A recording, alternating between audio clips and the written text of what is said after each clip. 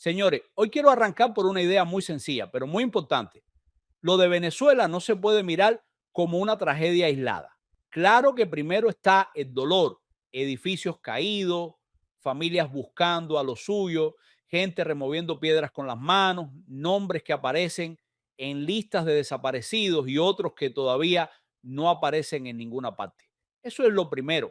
Sería una falta de respeto empezar por otra cosa. Pero cuando uno mira un poco más despacio, la tragedia empieza a enseñar algo más, porque no solo se mueve la tierra, también se mueve el poder. Y cuando el poder se mueve en medio de una catástrofe, se le ven las costuras en Venezuela. Después de los terremotos, lo que aparece no es únicamente una emergencia natural, aparece un Estado tratando de decidir quién entra, quién ayuda, quién graba, quién reparte, quién informa y quién sale en la foto. Esa es la primera capa. Ahora bien, esa capa nos lleva directamente a Cuba, porque mientras en La Guaira la gente busca debajo de los escombros, Cuba está viviendo su propio derrumbe diario. Apagones extremos, falta de combustible, un sistema eléctrico que ya no da, familias sin agua cuando no pueden bombear, comida que no aguanta, niños empujados a tareas de supervivencia familiar y un país que cada semana parece funcionar menos que la anterior. Y justo en ese momento, en medio de esa Cuba apagada, Díaz Canel sale a hablar de reformas, no reformas políticas, no libertades, no desmontaje de la seguridad del Estado, habla de banca privada, de capital, de franquicias, de permitir ciertas cosas que durante décadas el propio régimen demonizó. Y lo hace mientras repite que Trump no manda en Cuba, aunque al mismo tiempo reconoce que la presión máxima los obliga a acelerar decisiones. Ahí empieza a verse el patrón. La dictadura no está cambiando porque descubrió la libertad. Está buscando cómo respirar sin soltar el control. Quiere que entre dinero, pero no derecho. Que entren negocios, pero no ciudadanos libres. Que haya mercado, pero administrado por el mismo aparato que destruyó el país. Y entonces aparece la pieza que conecta a Cuba con Venezuela de una manera brutal, los médicos. En esa entrevista, Díaz Canel reconoce que durante años la presencia médica cubana en Venezuela compensaba el combustible venezolano. Dicho en palabras claras, médicos por petróleo, médicos por combustible. Y después del terremoto, el MINSAP informa que habló con la dirección de la misión médica en Venezuela y que logró contactar con colaboradores en los 24 estados del país. O sea, no estamos hablando de una presencia simbólica, estamos hablando de una estructura activa. Pero al mismo tiempo, entre los cubanos afectados por la tragedia, no solo hay colaboradores oficiales, hay residentes, ex colaboradores, familiares, niños cubanos que hicieron su vida en Venezuela y que no entran necesariamente en el comunicado triunfal del MINSAP. Por eso esta historia no se puede contar como un parte burocrático, hay que contarla como lo que es una red de poder, propaganda y vidas humanas atrapadas entre dos sistemas. El 24 de junio de 2026, Venezuela fue golpeada por dos terremotos enormes, casi seguidos. El Servicio Geológico de Estados Unidos registró dos eventos, uno de magnitud 7.2 y otro de magnitud 7.5, ambos en la zona. Los reportes de Relief Web y OCHA fueron actualizando el tamaño de la tragedia con el paso de las horas. Primero se habló de cientos de muertos y más de 1,000 heridos. Después, el reporte número 3 elevó la cifra provisional a 920 fallecidos, 3.360 heridos, más de 3.000 desplazados y más de 1.400 infraestructuras afectadas. Son cifras provisionales y precisamente por eso hay que tratarla con cuidado. En una catástrofe así, cada hora cambia lo que se sabe. La Guaira aparece como una de las zonas más golpeadas, no solo por el daño físico, sino por la sensación de abandono que empieza a salir en testimonios, videos y crónicas de campo, edificios colapsados, accesos complicados, comunicaciones fallando, familias sin saber si alguien está en un hospital, bajo una losa, en un refugio, en una lista ciudadana o simplemente desaparecido. Y ahí hay que detenerse, porque un desastre no se mide únicamente por la magnitud del sismo, se mide también por la velocidad de la respuesta, por la transparencia de la información y por la confianza que la gente tiene en las instituciones. Si la familia tiene que buscar en un portal ciudadano porque el Estado no le da respuesta, si los vecinos tienen que hacer croquis para decir dónde estaba un cuarto o una cocina, si los voluntarios tienen martillo pero no tienen planta eléctrica para usarlo. Entonces, el terremoto no solo derrumbó edificios, también dejó al descubierto el estado real del país. Por eso no quiero cerrar todavía la conclusión sobre Venezuela. Hay que dejar esa imagen ahí, quieta. Familias buscando, vecinos improvisando, listas creciendo y un poder político que empieza a moverse alrededor de la tragedia. Esa imagen nos va a hacer falta al final. Ahora vamos a Cuba, porque mientras Venezuela removía escombros, Cuba seguía apagándose. El mismo momento histórico que nos muestra a Venezuela bajo escombros, nos muestra a Cuba bajo apagones. Y esto no es una frase para sonar dramático, es un dato. El 27 de junio, la Unión Eléctrica, publicada por Cuba Debate, pronosticó una afectación para el horario pico. La disponibilidad era de apenas, el déficit rondaba los 2.135 megawatts. Además, la propia información oficial hablaba de 106 centrales de generación distribuidas fuera por falta de combustible, patana, plantas flotantes y centrales fuera de servicio y más de 1.200 megawatts indisponibles por combustible. Ahora, uno puede decir esos números y seguir de largo, pero el cubano no vive en megawatts. El cubano vive en horas sin luz. Vive esperando a que llegue la corriente para bombear agua. Vive calculando si la comida aguanta. Vive cargando el teléfono como si fuera una operación militar. Vive pendiente del ventilador para que un niño duerma o para que un anciano no se asfixie de calor. Vive con el refrigerador apagado, la cocina inventada, la rutina partida y los nervios destruidos. Ese es el país real. Por eso cuando el régimen habla de resistencia, hay que preguntarse, ¿resistencia de quién? Porque la cúpula resiste con plantas, escoltas, combustible y casas aseguradas. El pueblo resiste con velas, cubos de agua y una paciencia que ya no se puede seguir presentando como virtud patriótica. La crisis no se queda en la electricidad. Food Monitor Program y otros medios han alertado que la pobreza, el hambre y el deterioro de los servicios públicos están empujando a niños y adolescentes a asumir tareas de supervivencia familiar. A veces se le llama ayuda familiar, como si fuera algo normal, como si fuera una colaboración inocente dentro de la casa. Pero cuando un niño tiene que cargar con responsabilidades de adulto porque la familia no alcanza, eso no es épica revolucionaria, eso es deterioro social. Y aquí viene la contradicción que conecta con el siguiente punto. En un país donde la luz no alcanza, donde el combustible no alcanza, donde los salarios no alcanzan y donde hasta la infancia empieza a cargar con la crisis, el régimen decide presentar reformas económicas como si estuviera abriendo una nueva etapa. Pero una reforma económica, si nace del mismo aparato que produjo la ruina, no se puede mirar con ingenuidad. Por eso hay que entrar en la entrevista de Díaz-Canel con Cavada. Roberto Cavada le pregunta a Díaz-Canel por cosas que hace unos años sonaban casi prohibidas dentro del lenguaje oficial cubano. Banca privada, capital extranjero, capital local, franquicias, marcas internacionales.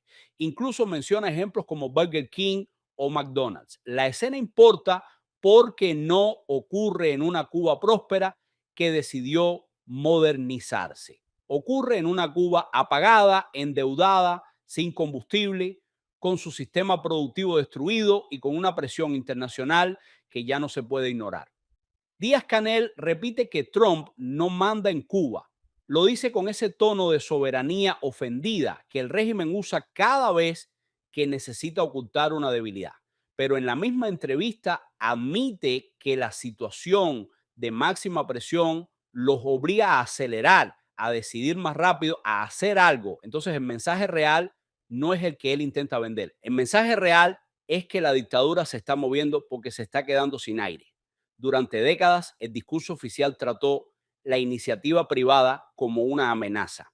Al cubano que levantaba cabeza lo podían señalar de maceta, de egoísta, de contaminado por el capitalismo. El mercado era pecado, la empresa privada era explotación, el capital extranjero era sospecha y la prosperidad individual era vista como una desviación ideológica. Ahora resulta que sí se puede hablar de franquicia, sí se puede hablar de banca privada, sí se puede hablar de capital, pero ahí es donde no podemos caer en la trampa. La pregunta no es si van a permitir ciertos negocios.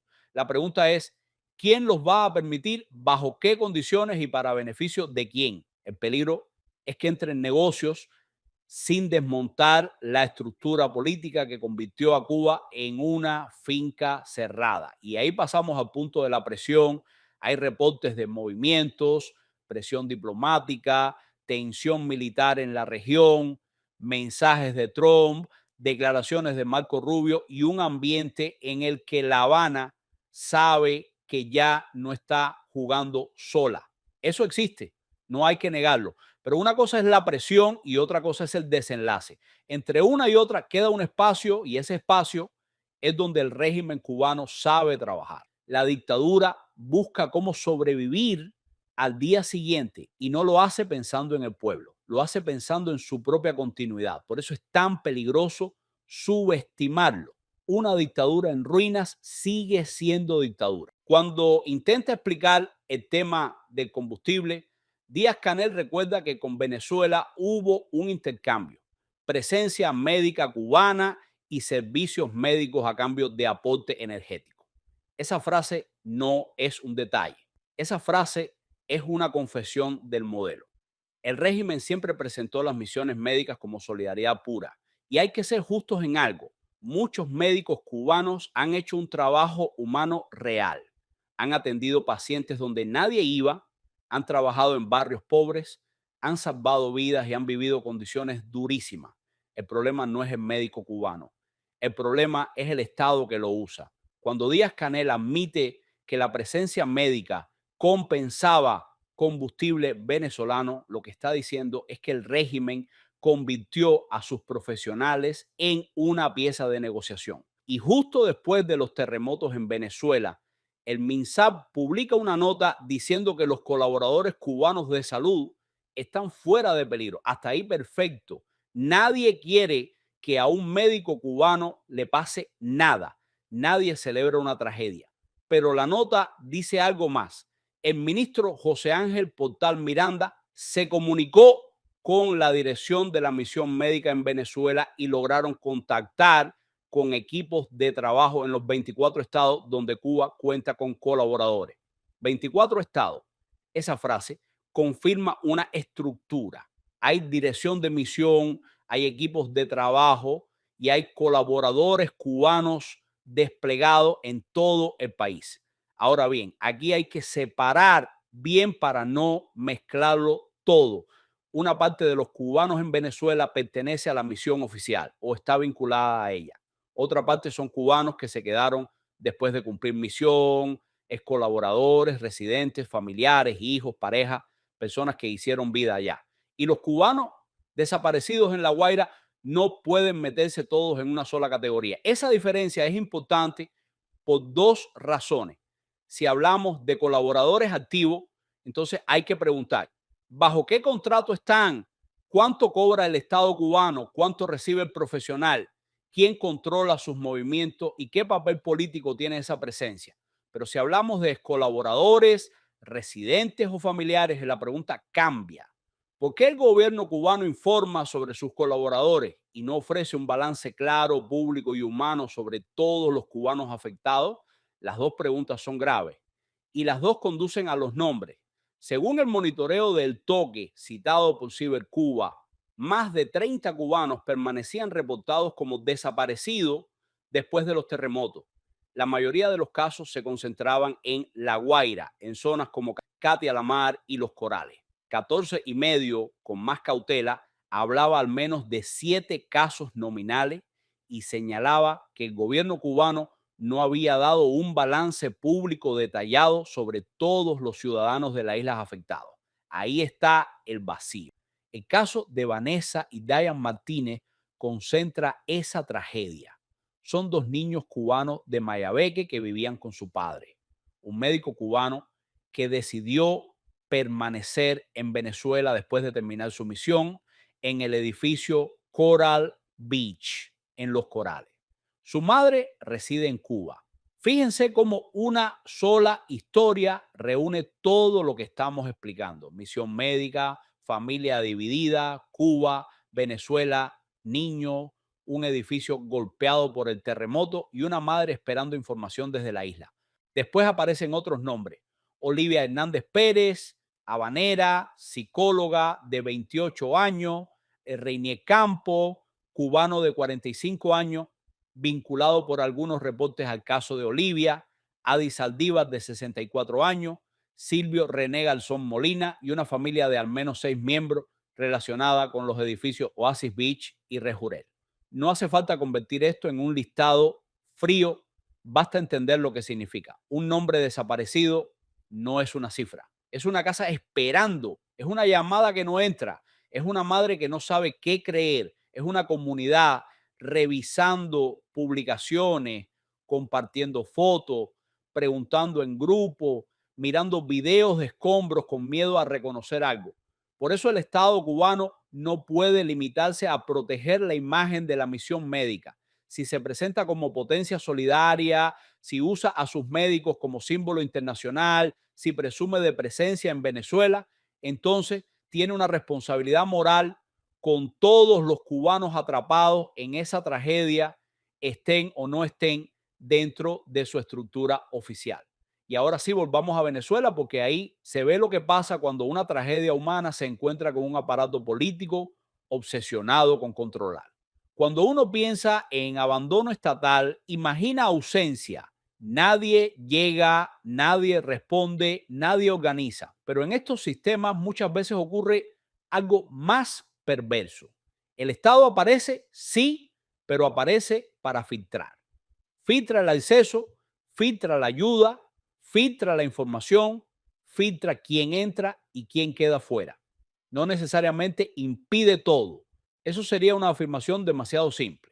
Lo que hace es intentar que lo decisivo pase por su estructura. Por eso son tan importantes los reportes sobre La Guaira. Semana informó que Diosdado Cabello anunció restricciones de acceso al Estado, con registro previo obligatorio gestionado desde el gobierno central. También reportó que bomberos de Medellín enviados para apoyar labores de rescate fueron retenidos durante 4 horas. 4 horas en una oficina pueden parecer un trámite. Debajo de los escombros, 4 horas pueden ser una vida. El país recogió testimonios de familiares diciendo, aquí no ha llegado la ayuda. La crónica hablaba de familias haciendo croquis para explicar dónde podía estar un apartamento, de voluntarios con herramientas prestadas, de gente intentando romper concreto sin recursos suficientes. Infobae recogió otra frase que resume ese vacío. El pueblo es el que está ayudando, el pueblo es el que está moviendo escombros. Y entonces llega la escena política. Delcy Rodríguez visita una zona afectada y vecinos la abuchean. Fuera, fuera. Ya está bueno de hacer campaña política en una tragedia. El gobierno no está haciendo nada por el pueblo. Semana añade que la molestia creció al ver soldados barriendo la calle para que pasara la comitiva y que una maquinaria que retiraba escombros se detuvo para permitir la visita. Esa imagen vale más que cualquier consigna. Una maquinaria detenida para que pase el poder. En una emergencia, la prioridad debería ser el rescate, pero cuando la política se coloca por encima del dolor, la comitiva compite con el escombro. Y ahí se entiende por qué la gente grita. La ONU también pidió a Conatel restablecer plenamente el acceso a redes sociales y medios, porque en una emergencia la información puede ser literalmente una herramienta de supervivencia. No se trata de un lujo digital, se trata de saber dónde hay ayuda, dónde hay derrumbes, qué ruta está abierta, qué familiar apareció, qué hospital recibe heridos. Ese es el punto central. el control de la información y el control de la ayuda terminan tocando la vida de la gente. Por eso no basta decir que el Estado está presente. Hay que preguntar para qué está presente. ¿Para rescatar o para administrar la imagen? ¿Para abrir canales o para cerrar el relato? ¿Para dejar que la sociedad ayude o para evitar que la ayuda produzca liderazgo fuera del poder? La tragedia venezolana, vista así, se convierte en una advertencia para Cuba. Hay otro tema que sale enseguida cuando se habla de La Guaira: los edificios. ¿Quién los construyó? ¿Quién los inspeccionó? ¿Quién certificó que se podía vivir allí? ¿Qué mantenimiento tenían? ¿Qué advertencias previas se ignoraron? ¿Qué papel jugaron la corrupción, la propaganda y los programas de vivienda levantados como vitrinas políticas? Aquí hay que ser serio. No se puede afirmar sin prueba, edificio por edificio, que la mayoría de las construcciones colapsadas fueron hechas por el chavismo. Esa frase así sería irresponsable. Lo que sí se puede decir es que entre los reportes aparecen también urbanismos y bloques vinculados al chavismo, incluyendo menciones al urbanismo Hugo Chávez, conocido como Suma, y a la gran Misión Vivienda Venezuela en Los Cocos, junto a edificios privados o residenciales como Coral Beach, Oasis Beach y otros. Entonces, la línea correcta no es inventar una cifra. La línea correcta es exigir auditoría. Porque un terremoto puede ser natural, pero la falta de prevención no lo es. La geología puede explicar una parte, pero no explica la opacidad. La magnitud puede derrumbar estructuras, pero no borra las preguntas sobre permisos, materiales, mantenimiento, corrupción y respuesta pública. Y aquí vuelve el patrón de siempre en estos sistemas. Cuando inauguran, todo es propaganda. Cuando cae, nadie responde. Cuando cortan la cinta, la obra es de la revolución. Cuando aparecen los muertos, la culpa es de la naturaleza, del enemigo, de la mala suerte o de la desinformación. No, señores. Si un Estado se presenta como dueño de todo, controlador de todo y planificador de todo, entonces también tiene que responder cuando aquello que vendió como futuro termina convertido en escombro. Y esa es precisamente la advertencia para Cuba. Muchos cubanos están mirando la presión de Estados Unidos, las reformas de Díaz-Canel y la crisis del régimen con una mezcla de esperanza y cansancio. Es normal. Después de tantos años, cualquier grieta parece una puerta, pero hay una pregunta que no se puede esquivar. Si mañana hay una transición lenta, pactada o administrada desde arriba, ¿qué pasa con el aparato? Porque si la seguridad del Estado queda intacta, puede administrar la apertura. Si los militares conservan las empresas, pueden administrar el mercado. Si el partido conserva los permisos, puede decidir quién prospera y quién se queda fuera. Si los jueces y fiscales siguen obedeciendo al mismo poder, la impunidad cambia de lenguaje, pero no desaparece. Eso es lo que Venezuela ayuda a visualizar. Imaginen una crisis grande en Cuba, un ciclón devastador, un derrumbe masivo, un apagón nacional prolongado, un colapso sanitario o un estallido social mezclado con hambre. Si el aparato sigue vivo, intentará hacer lo que sabe hacer: ordenar quién recibe, quién reparte, quién entra, quién habla, qué video circula, qué lista se publica y qué dolor se puede convertir en propaganda. La libertad no consiste en que mañana entre una franquicia extranjera. Tampoco consiste en que un empresario autorizado por el partido pueda ganar dinero.